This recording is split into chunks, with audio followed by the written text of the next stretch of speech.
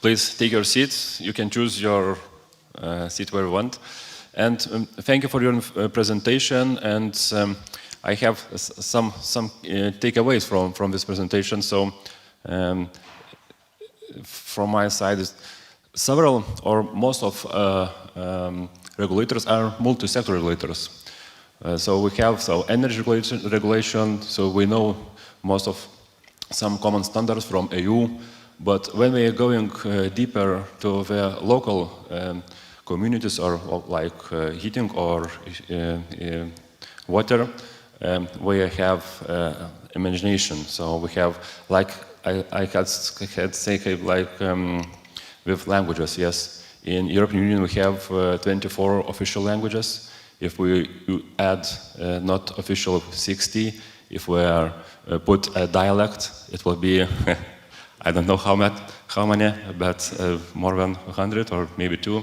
So with indicators we have the same situation. So it's quite similar, yes. So every country has each problems and they want to solve how they manage it.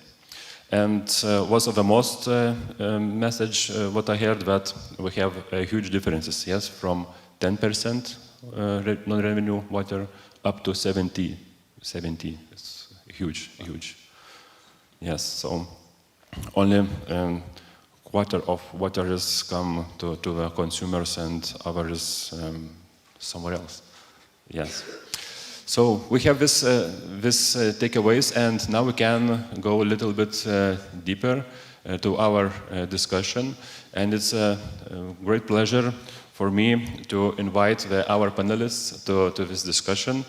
And first of all, I would like to invite Ms. Claudia Ozabal, head of the Sustainable Freshwater Management Unit at the Directorate General for the Environmental at the European Commission. Please.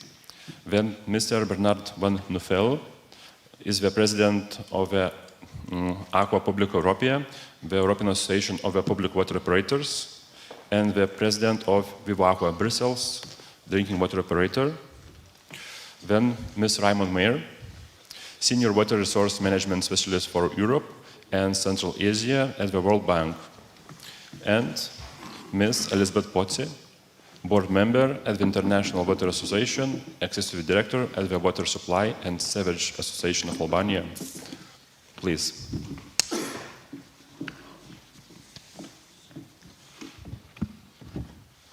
So I would like to step a little bit back and start our discussion from general view. So I would like to invite first of all Ms. Claudia Ozabal, and please can you provide some insights in the current and foreseen EU policies and initiative to address water scarcity and exchange water silence in the EU and neighborhood countries? Thank you very much. First, I would like to thank very much, Warek, for inviting me and giving me the chance to share with you exactly what we have been doing so far and what we'll be doing in the future. So if you allow me, I would have to rewind a bit, and but I will go very fast in my rewinding because I only have 4 minutes. I'll rewind to 2000, so the Water Framework Directive. The Water Framework Directive was adopted 8 years after the UN FCCC convention. So by that time we knew about climate change, we knew about adaptation and mitigation, we knew what was coming, perhaps not the pace at which it was coming. So the Water Framework already recognized that this framework needed to also be ready to contribute to the fight against floods and droughts, because it was seen coming. Then I fast forward a bit to 2007, where we had a communication on water scarcity and droughts. This is to show that the EU has already, for a number of years, said this is coming, let's get ready and anticipate. 2012, we had the blueprint on the water, where already we were saying there's a number of things that need to be done in water efficiency, a number of things that need to be done on improving the management of water in Europe. And then more recently, all these years we have the Joint Research Center that has done an amazing work with European Drought Observatory, where the maps are the ones that are being seen in the first pages of of the mainstream press every time there's a drought is really a very good work that our colleagues are doing in terms of raising awareness. Then more recently we have done with them an atlas of the risk of droughts. We have done also a database on drought impacts, and we have also assessed the 13 strategies on droughts that the member states have done. You know that it's not an obligation to do a drought strategy, but 13 member states have done it, and we have evaluated this. So all this work has been recently presented on the 27th of October in the European Parliament. So this is all preparatory work, also in mind having that we are talking about water scarcity, but water resilience is much more than that. We also talk about floods, so we have also the floods directive, because this is also a huge risk that is already happening in many areas. Of course, what we have is an imbalance in water availability over the year. So sometimes there is too much, sometimes there is too little. So we need to balance all this. And what we are seeing is, although we are well equipped, on the other hand, we have mismanaged our water. We see that in the quality of the water, in the quantity of the water, and this is now being exacerbated with climate change impacts that are coming much faster than what we were expecting and are extremely visible in the water cycle. So against all this, as you know, the Commission and the President of the Commission has announced a water resilience initiative for 2024. It will come most likely at the end of March. It is basically a kind of transition initiative because, of course, there's a number of things that have been done and are being delivered under the Green Deal, but there will be an extra mile to be done in terms of achieving water resilience in Europe by 2050. So this is the passerelle towards the next college to say there are a number of things that will need to be done, but there are still immediate actions that can still be taken under this college.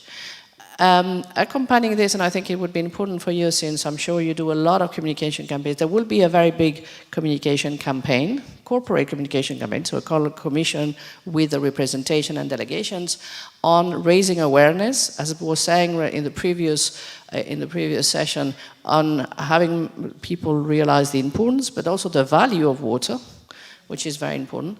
So a huge communication campaign, and we invite certainly anybody to join that campaign with their own campaign, so it's a replicable campaign. And the last thing that I would like to mention, that it's in the future, we will be doing in June the report on the implementation of the Water Framework Directive, the floods, and also the program of measures of the marine, because one of the things we want to certainly advocate and stress is that in water resilience we will need to look at fresh water but also the marine side and have a source to sea integrated manner. So this is what has been done in the past and will be coming in the future. Thank you. Okay, thank you very much. And now we can go to our operators. So, Mr. Van Nuffel, public water operators play an important role in ensuring water supply and sanitation services. Could you share some successful strategies or best practices that Aqua Publica Europe has observed in managing water resources efficiency and sustainability? For sure. Thanks for the invitation and congratulations to the WAHEC and his president, Andrea Guerrini, for this very interesting forum. So with Aqua Publica, we have just released this week a publication that collects a series of best practices on how the members of Aqua Publica Europea are working to increase resilience towards drought and water scarcity in the context of accelerating climate change. We've decided to do this publication because, if still needed, the droughts of last summer showed the urgency to step up efforts to increase our water resilience all across Europe. In this sense, we hope that this publication can also contribute to the water resilience initiative announced by President von der Leyen in her latest State of the Union speech and just presented by Mrs. Olasabal. The key message of the publication is that as water is a finite resource, a common good, a human right, managing water in a responsible and sustainable way is a shared responsibility. And of course, public water operators have a key role to play in this. First, water operators have to offer a long-term view on water balances, which requires investing in an accurate monitoring of water resources and estimating future needs. For many operators, this means investing in new capacities. That's what we've done, for example, in Vivaqua, the water operator of Brussels, I'm the president of, when we have hired new people with specific skills to work on that, and in particular, to prepare our water quantity plan for the next 30 years. Based on this knowledge, water operators have then to prepare plans to prevent and mitigate water scarcity risks. There is a wide range of measures that can be implemented, and you can find a series of examples in this publication I told you about. To mention just a few of them, you spoke about these communication campaigns to raise users' awareness, including industrial users, about the need to save water. As Hans Goossens said this morning, we have to make the consumer aware of the value of water, not only the price of it. Investments to reduce leakage and to increase interconnections between networks, and we have seen on the screen the big difference between the countries. Identification of alternative backup sources in case of sudden pollution, for instance. Investments in water reuse in agriculture, but not only. And of course, nature-based solutions that have other benefits such as flood prevention, biodiversity protection, etc. But water operators cannot do this everything alone. As president of both a water utility and deputy mayor for environment and rainwater management in one of the Brussels municipality, it is extremely clear to me that sustainable water resource management requires coordination with other stakeholders and public authorities, and that this demands a clear governance framework. Finally, we also obviously need a clear policy framework at national and European level for water resource protection.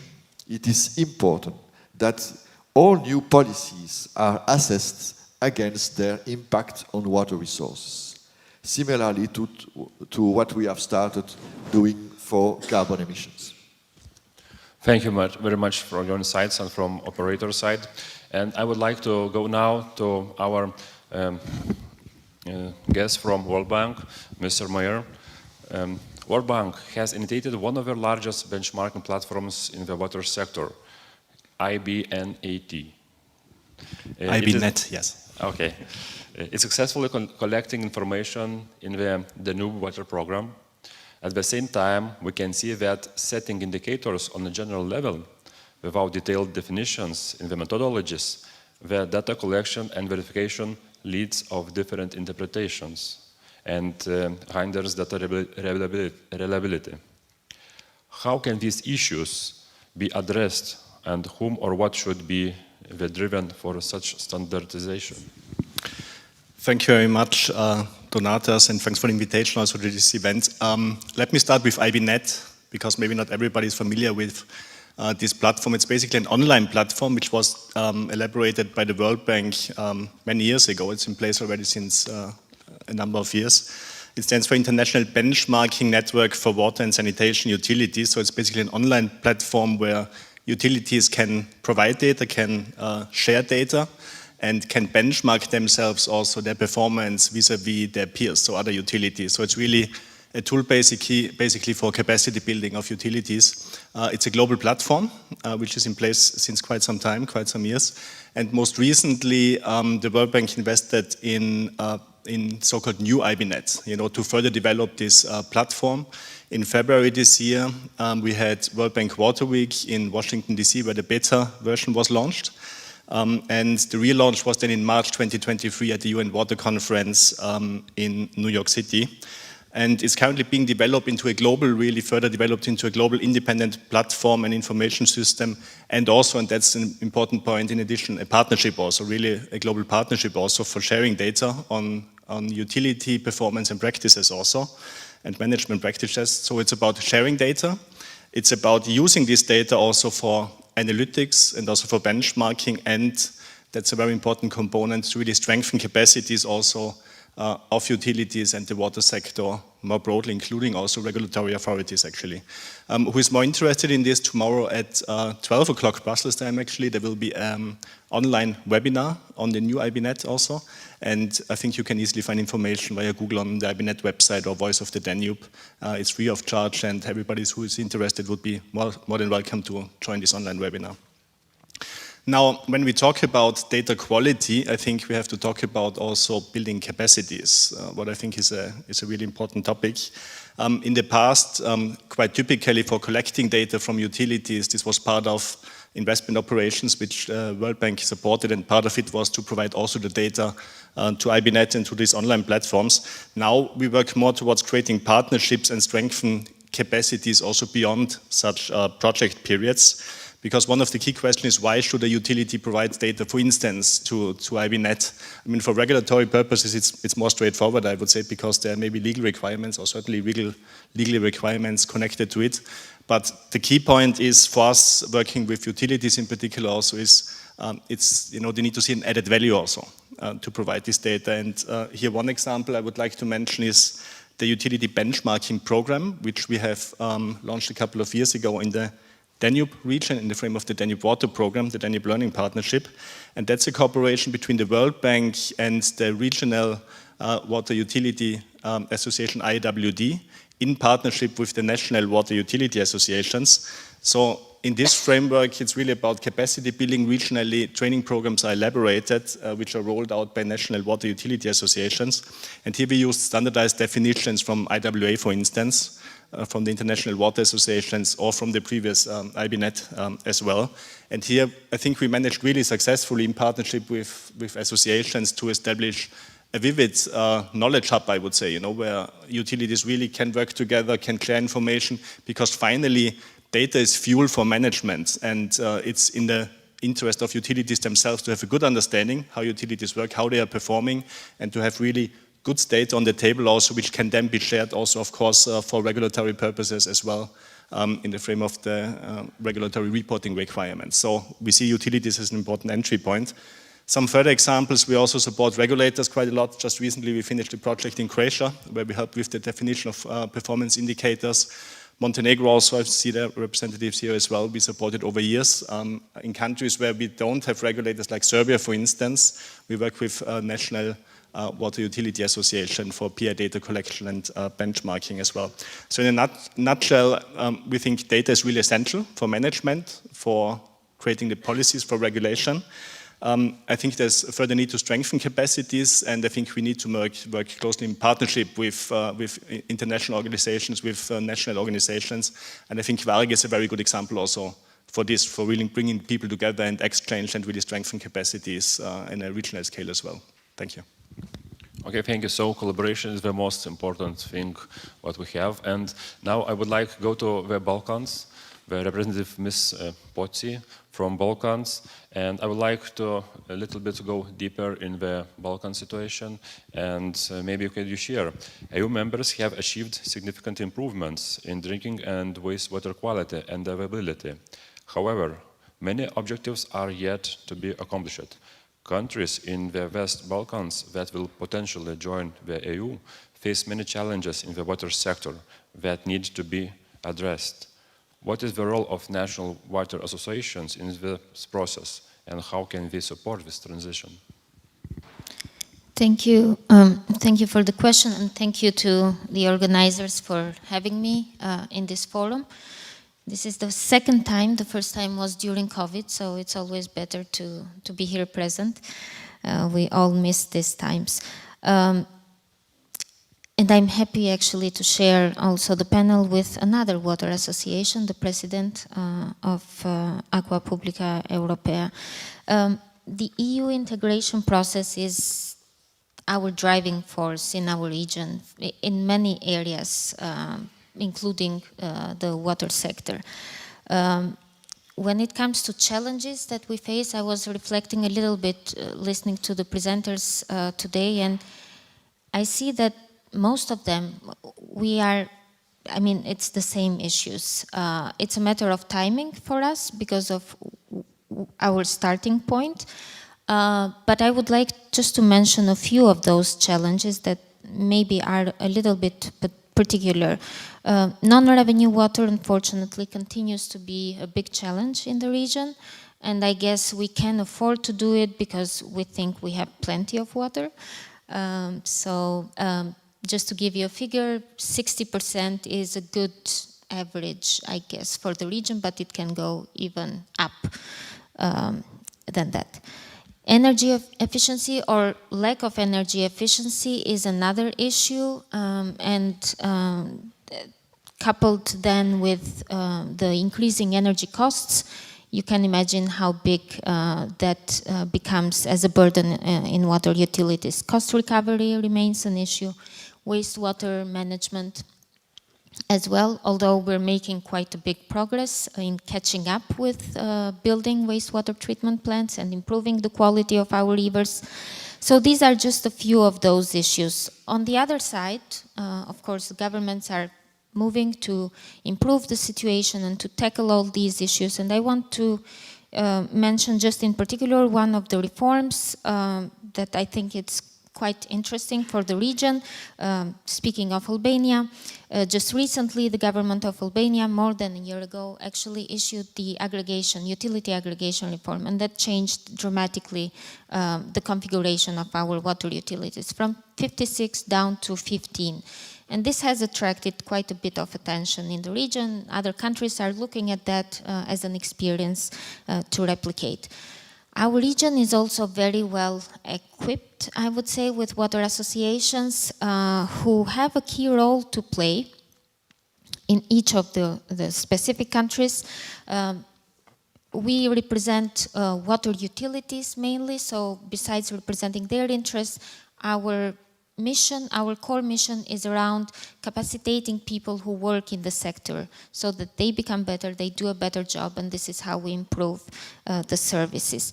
We do this through different training, capacity development programs. Raymond mentioned just a few of them, as well as other activities, opportunities to provide knowledge sharing and information sharing. But just before I move into giving an example of that, I want to reflect a little bit over the last decade that I've been around. I've been around for more than that, but I'm reflecting on that one.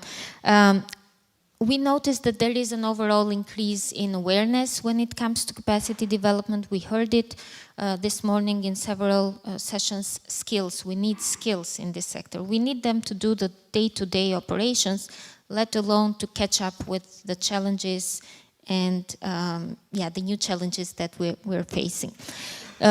So we see quite a bit of increased awareness among the stakeholders in our region when it comes to this need as one of the key ingredients for ensuring sustainable water services. And I'm happy to say that water associations have played a big part of this advocacy and speaking for this together with the other institutions.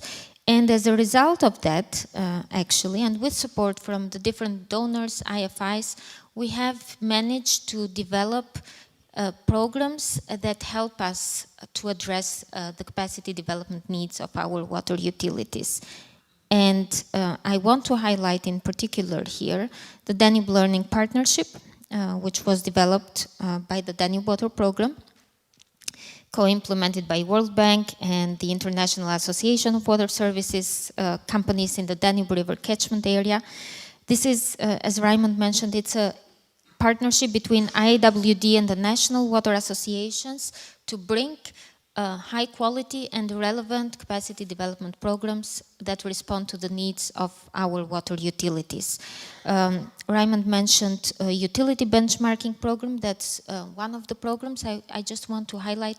There are 8 programs, but just a couple of those to mention. We have a program on energy efficiency, non-revenue water is another one, asset management, and water safety planning and crisis management are just a few of these programs. Each one of these programs have been developed at the regional level, but we have managed to translate them not just in language-wise, but to contextualize them to our local needs for the countries. So each association has access to these programs, and together with support from Danube Water Program, trainers at the national level have been trained so that they are ready to deliver this. We started in 2016 with DLEAP, and this is an ongoing program in our region. Okay, thank you. And I'd like to continue with you, Ms. Potsi. So if you were to highlight one of these issues, who would it be? Okay, I mentioned some of the issues that we face, but hearing our water utilities and what we discuss, what we end up discussing in forums like this, and what dominates our discussion is wastewater management and sludge management. And that's not just for Albania. Again, I'm speaking for the region that remains to be or is one of the key challenges that we face. And it's not just a matter of finding the financing and accessing investments for it. Probably that's the easiest way, the easiest thing, although you need money. But I would like to highlight 3 key challenges wrapped around it that are critical to make sure that whatever investments we put in, we know how to operate and maintain for the longer run. First, again, coming back to the skilled people, this is a particular, we know how to do water supply. Wastewater management is relatively new in our region, so we need more skills in this area. Finding these people is already hard because of overall workforce issues that we face in the region. We are particular in that regard. We have a migration of young people that is affecting many areas, but in the same way the water sector. And this is more global. We hear it not just in our region, but there is a lack of interest for young people to join the workforce in the water sector. So I can imagine we could do a lot better in that regard. Secondly, and just so important, there is a lack of proper asset management practices and programs by our water utilities. And we need to make sure that this expensive infrastructure goes for the longer run and we maintain it properly. And third, and since this is a regulators forum, reaching cost recovery, and mainly through tariffs, or only through tariffs, it's easier to convince people to pay for water. We know that. Wastewater in our region, it's still, it's really tough to convince somebody to pay for wastewater, and as we know, that fee, if it has to be full cost recovery, it is beyond the water supply fee. So, yes, a combination of these 3 issues, but in the core of it, keeping wastewater, I think that is one of our biggest challenges for now. And let me include here the revision of the EU Urban Wastewater Treatment Directive. Just when we thought we had figured it out, there are some new standards, higher requirements to fulfill. So maybe that's a good thing for us, since we're still under construction building. So maybe we can adjust easier. We'll see. Yeah, hopefully. We hope so. We hope so. I think we can collaborate and we'll achieve the same situation because when we talk to so now the West Balkan is have more issues, but with new directive, I think all Europe will have the same issue. So I would like to come back to our operators. So, Mr. Van Nuffel, you have mentioned the importance of a coherent policy framework. How do you assess the current EU policy framework and how, according to you, economic regulation can help achieve our resilience goals? First, let me say that the EU has already a very, very robust framework on water quality, which is a reference also beyond Europe. I think you will confirm, Mrs. Nasman. What we need now is to speed the implementation. We need particularly to improve the control on pollution at source. A polluted catchment means less water available. And here, given our internal markets, improving pollution prevention from pesticides to PFAS can only be done at EU level. In many countries, there is also the need to reduce fragmentation of governance, in particular at river basin level, as required by the Water Framework Directive. An integrated approach at river basin is essential, both to ensure long-term planning and to organize democratic decision-making process about water allocation regime, land use, investments, and in infrastructure, etc. Maybe the only thing that is really missing in the EU framework is the common rules or approaches on solidarity for water quantity across territories. It's a very sensitive topic, I think. Under which conditions solidarity should be ensured? Who decides on that?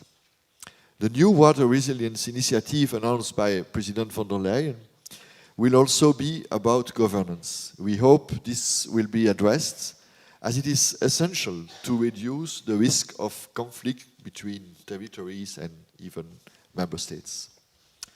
Regarding the role of regulators, they can certainly help improve efficiency and better target investments.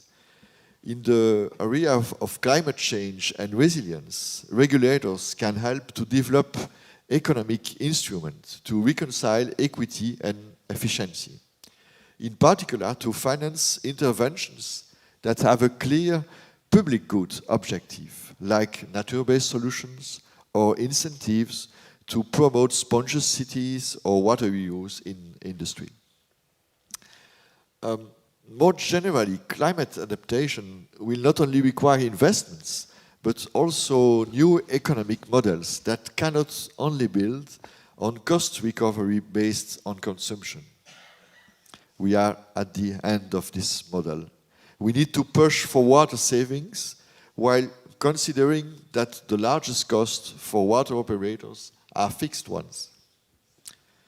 The current models does not ensure financial sustainability, does not incentivize the right interventions, and is likely not completely fair. Regulators can help devise better approaches, as the Water Resilience Initiative will also be about financing. We hope some indication will also come from the European Commission on this. Okay, thank you for your insights. And I would like to go to upper, so we started from global, go to deeper to Balkans, and now we're coming back to global insights. And I would like to come back to Mr. Mayer. And the World Bank is involved in water resource management globally. From your perspective, what are some of the key challenges and opportunities for exchanging water resilience in both in the European Union and globally, especially in the face of climate change? Yeah, you can ask the question, why is a global institution like the World Bank a development institution working on water? And I think the answer is quite simple, because water is very central for socio-economic development and for the environment as well. However, when we look globally, we see that water is in crisis. We have either too much water, flooding, extreme events, or we have too little water, droughts, or we have too polluted water. Just some figures globally, we see that around 80% of the wastewater is still untreated, so discharged untreated, 80%, so really significant number.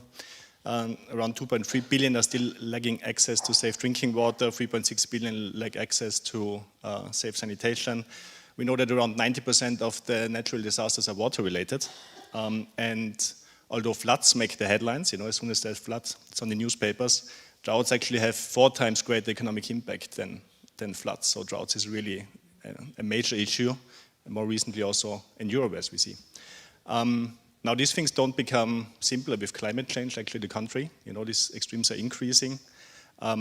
Everything is getting more vulnerable, more extreme. And water is like a key element here, in terms of adaptation also. When we look at Europe, Europe is a very interesting example for a global institution because it's a front runner in many instances. There's the Green Deal also. The World Bank adopted then the Green, Resilient and Inclusive Development approach. So there's a lot of influence, I think, Europe also in the global discussion. However, also in Europe, not everything is perfectly in order yet, we see. We know that for some countries, not necessarily EU member states, but other countries, you have also, wastewater treatment rates around or below 20%, so rather low.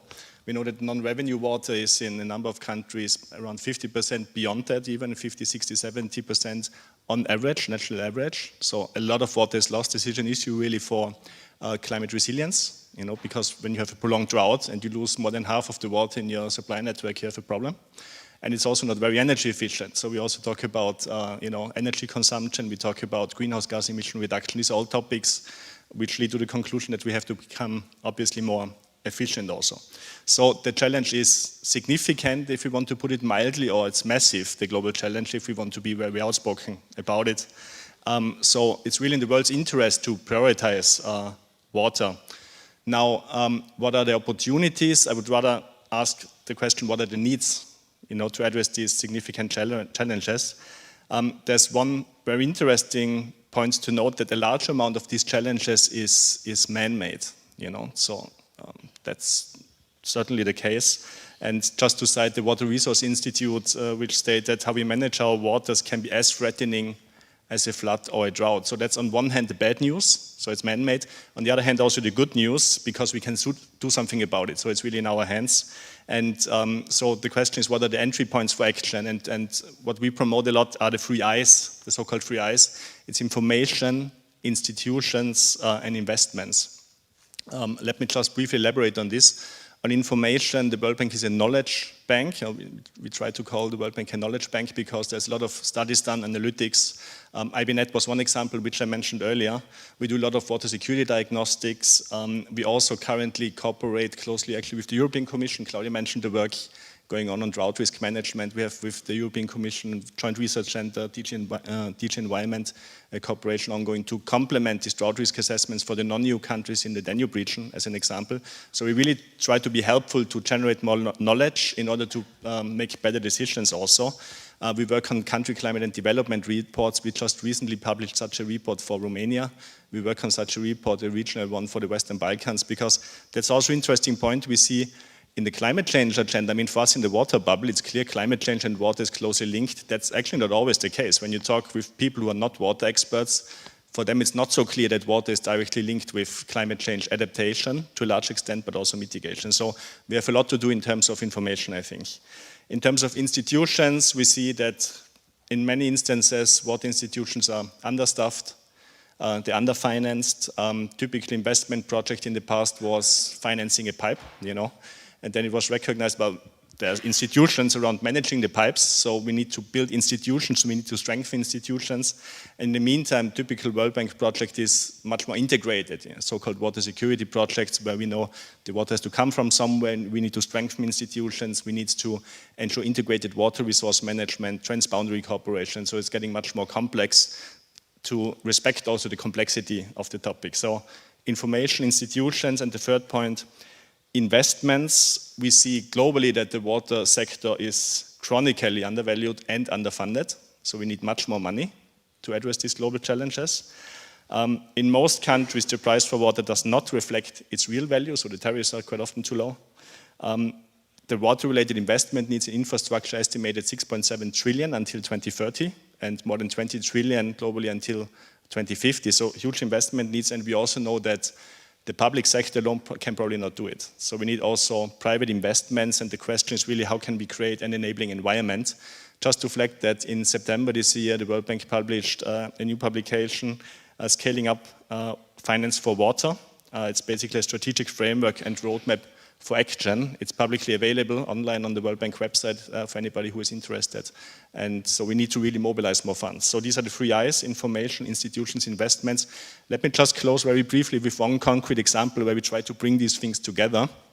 We just 2 weeks ago finalized a support project for Croatia, which has non-revenue water rates of average 50%, some utilities going up to 80%. And Croatia wants to do something about it. And basically, in partnership with DG Reform, with the European Commission actually, who was financing this project, we did baseline assessments, generated a lot of knowledge. You know, we built training tools. We conducted 18 training workshops for the water sector in Croatia. We developed a national action plan. We supported the government to develop a national action plan, and the investment need is 1.7 billion to reduce the losses from 50% down to approximately EU average numbers of 25%. So we try to bring these things together: information, baseline assessments, institutional strengthening with the trainings, and also investments to have a clear pathway also on the investments which are needed and to create this enabling environment. I will stop here. Okay, thank you. Yes, it's not very sunny picture. Yes, but we will see maybe after several years we can see the sun from a cloud if we can afford these issues and go together with investments, yes, financials, and with knowledge. So we have to share it. And I want to end our session with Ms. Claudia Olzabal.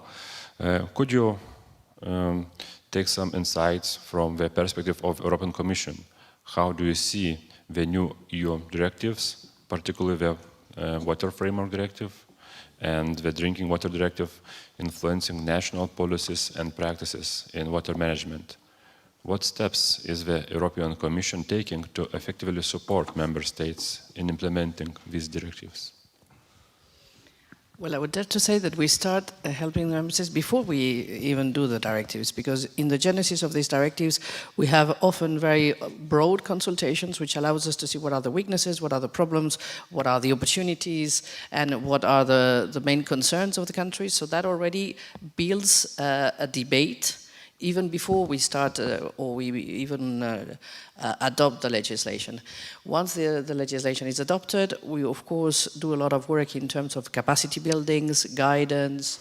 So for the Water Framework Directive, we have developed over the years 67 set of guidance that would help the member states to implement it. Not only the member states, because we're talking about member states, but in reality, those pieces of legislations are, as you well know, implemented by many, many people. So not only the member states. So really our guidance and our support goes to hundreds of actors at very different scales in terms of help. So there's a lot of capacity buildings, and what I would say is actually very similar to what has been said by the colleague of the World Bank. It's an enormous amount of capacity buildings. We are huge developers of data that would allow member states, but also other actors, to anticipate and to foresight situations. There's, of course, the issue of funding. We provide a lot of funds under the Common Agriculture Policy, under research and innovation, under regional funds. So these are the basic or the traditional EU funding. But we're also, as was said before, we need to tap also on private funding. So in that sense, all the things that we've been doing and will continue doing on sustainable financing, the taxonomy, in the taxonomy there are 12 activities which are related to water. So we want indeed that investors, when they want to invest in sustainable sustainability. They will know which are the main and water sectors and activities that will do a significant contribution. And there, this I think is very much guiding also the EIB and the World Banks in their activities in terms of loans that they can be done, do not significant harm. So all this discussion that we are having with the big investors and the banks is extremely important.